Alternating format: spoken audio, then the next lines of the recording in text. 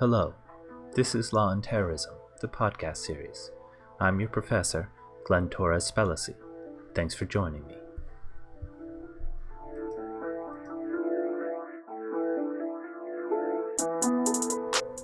Thanks for joining me for this week's edition of 5 Key Questions. The topic this week relates to international human rights law and how that has been affected by the war on terror. So let's get started.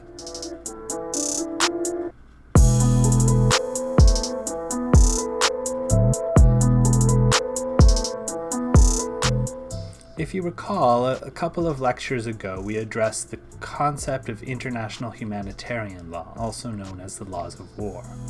Importantly, those principles only apply during times of conflict and between the warring parties. What about times of peace? What laws regulate how states treat civilians and citizens during peacetime? Here we can begin our discussion of international human rights law, or IHRL for short. IHRL is directed at how states treat their own citizens as well as people under their control, like aliens in the country, detainees, etc. It imposes both negative and positive obligations on states. Negative obligations are obligations not to violate certain protected rights, whereas positive obligations require states to take necessary measures to ensure their protection and investigate breaches. States are responsible for adhering to IHRL norms with respect to individuals who are subject to their jurisdiction, even if the violation occurs outside their territory.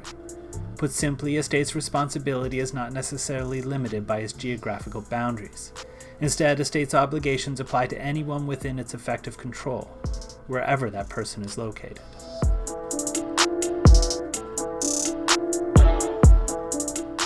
As with all international law, IHRL derives from two primary sources, treaties and custom. Now, importantly, many principles of human rights law, international human rights law, are actually principles of jus cogens.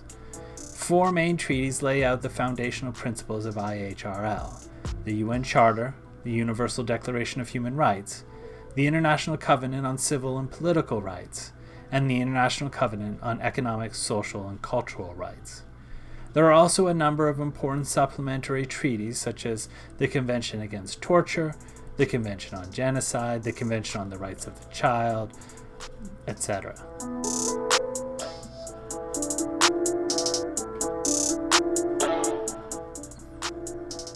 The technical answer to this question is no. The actual language of the declaration is not necessarily binding. Here we have to think back to our original conversations on the sources of law. As a declaration of the General Assembly, the declaration represents soft law, meaning that it is not binding, but it is influential on judges.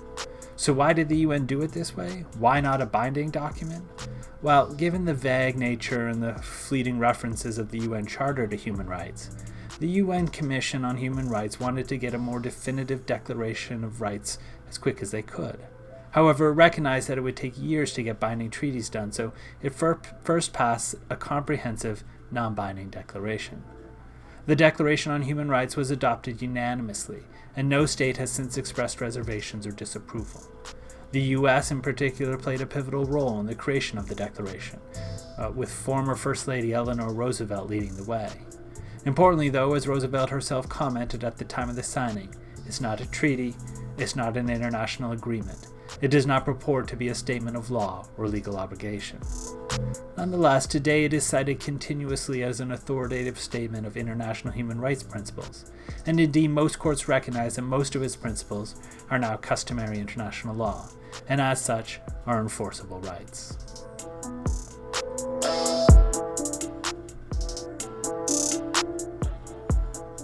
Well, there are a number of different enforcement regimes and mechanisms in international law.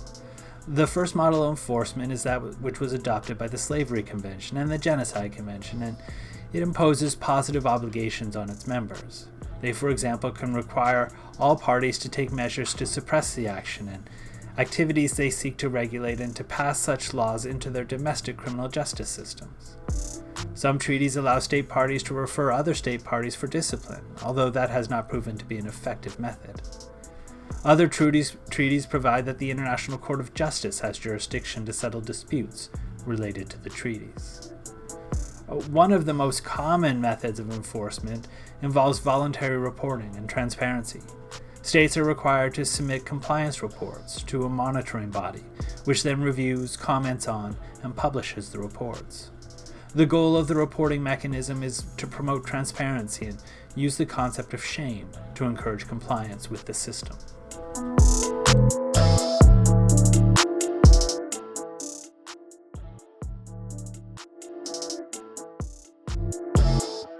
In some cases, yes, and in others, no. Let me explain. Certain of the human rights treaties have what are called clawback provisions, which specifically allow a state to ignore certain rights during times of national emergency. For example, the ICCPR specifically provides that certain rights allow for derogation in terms of national emergency under Article 4, which states, quote, "In times of public emergency which threaten the life of the nation and the existence of which is officially proclaimed, the state parties to the present covenant may take measures derogating from their obligations to the extent strictly required by the exigencies of the situation. In general, the following conditions must be met in order to allow for derogation from human rights norms in times of national emergency. First, the ability to derogate must be specifically provided for by the law, whether the national or international law. Second, the derogation must serve the legitimate aims of the Convention. Third, the derogation must be strictly necessary and proportionate to meet the aims of protecting national security. And fourth, the derogation cannot be applied in a discriminatory fashion. Additionally, most treaties that have such clawback provisions require a state to publicly proclaim the existence of a national emergency and to inform other state parties to the Convention of the derogation. Of note, in the context of the War on Terror, only Britain formally gave notice of derogation in late 2001. The notice applied to Article 9 of the ICCPR, the Liberty, Due Process, and Arbitrary Arrest provisions, and Article 5 of the European Convention, which covers liberty, security, and due process. Now, under the ICCPR, there are certain rights that cannot be derogated from under Article 4. We think of these as principles of jus cogens: the right to life, the right against torture, the right against slavery, the right to recognition of as a person, and freedom of thought, as well as others which do not necessarily rise to the level of jus cogens, such as Article 11, which provides there is no imprisonment for debts, and Article 15, which provides no convictions based on laws that came into existence after the Act, referred to as an ex post facto clause. Well, that does it for this week's introductory podcast. Let me know if you have any questions, and I will see you next week for a new installment of 5 Key Questions.